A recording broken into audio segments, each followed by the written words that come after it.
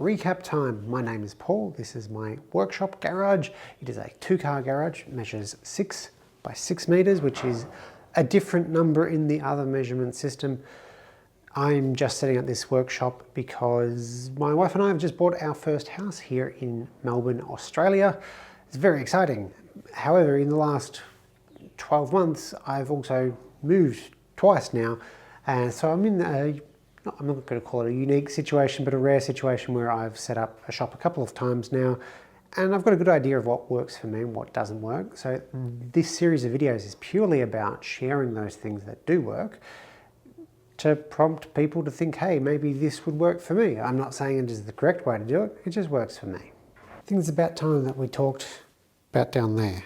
So I have bursitis in my feet, which means that I need to have orthotics and not stand on concrete for too long, otherwise I'm in quite crippling pain. So the solution for that in the workshop is these rubber mats. So these mats are 1 meter by 1 meter and 10 mil thick.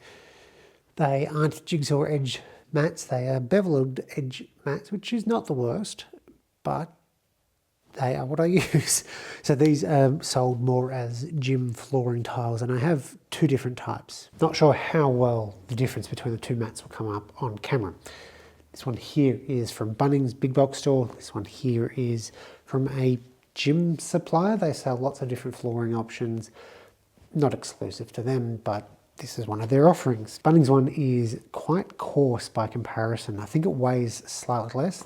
These are much denser, not quite as soft, but not much finer grain to it. I'm not really sure how recycled rubber is measured in that degree. The gym mats, the ones from a gym supplier are much better. The little bit extra firmness means machines roll a lot better, but they're also a lot easier to clean up. So get some sawdust on both of them. That brushes pretty well, but you can see on this coarser mat, all the wood dust is getting into the grain, I guess, of the rubber mat. You can more or less sweep up the denser ones, but the coarser ones are even just a pain to vacuum. It's not that they're just difficult to keep clean, the coarser ones do tend to flake every now and again, so you'll find little speckles of black rubber around. It's not too much of an issue, but over time it does add up. So obviously I'm going to go with more of these gym mats from the proper gym supplier, but those are the 2 options. That's why I don't use one over the other. So if you're in Australia or New Zealand for that matter, the Bunnings ones are fine, but you can do better for pretty much the same price. Now, I mentioned that these are not interlocking tiles, so how do I keep them together? Just some gaffer tape on all of the seams. 1 piece joining 2 together. They stop moving. Get 4 pieces that have tape on them. That block is not going to move. They've got just too much grip. But what about how machines roll? Good do they? Let's start that sentence again. How good do machines roll on these rubber mats? I find on the coarser ones, they're not quite as dense. They don't roll quite as well, but they roll fine even on those ones. This is I want to say 90 kilo drum sander and cart and all of that. It's got no problem. Use larger casters. You want to stick to 75 mil wheels minimum, 100, 150 and better, but that's good life advice regardless of your flooring. Use bigger wheels, they go better in the workshop. It's fine. What about these foam floor mats? You can get these for, I think it's $10 a square meter. They're the interlocking jigsaw type EVA foam. Look, if they work for you, great. They don't work for me. I wouldn't put machines on these either, whereas the rubber mats, I have no problem doing that. But for my feet problem, this isn't suitable. Really good for making laser cut tool drawer organizers, which I have a video on that coming out eventually.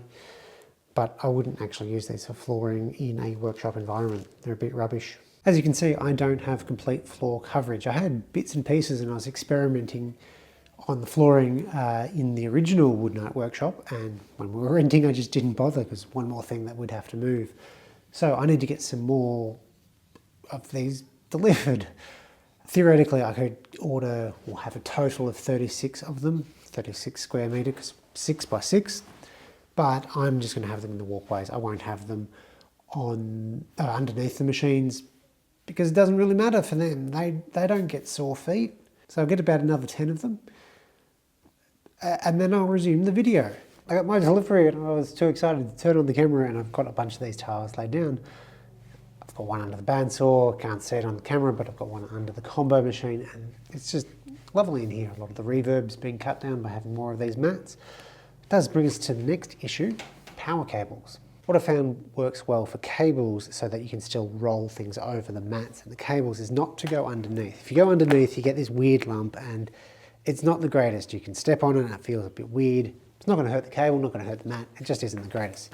What I find does work, however, is to move the mats back a little bit and have the cable go in between two mats. So we'll just butt them up together. And I can apply my gaffer tape straight over the top of that.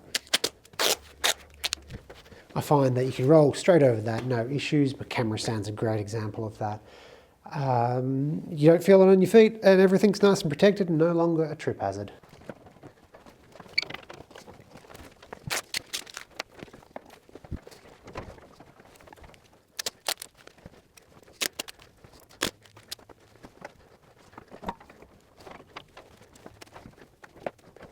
So I'm out of this roll of tape. I'll go to Bunnings and get some more. This is the Bear brand cloth tape, gaffer tape.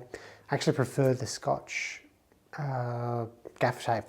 I find it works a bit better. This stuff doesn't always stick quite as well, but it's marginal, so whatever ends up cheapest will be what I end up getting because it sticks good enough.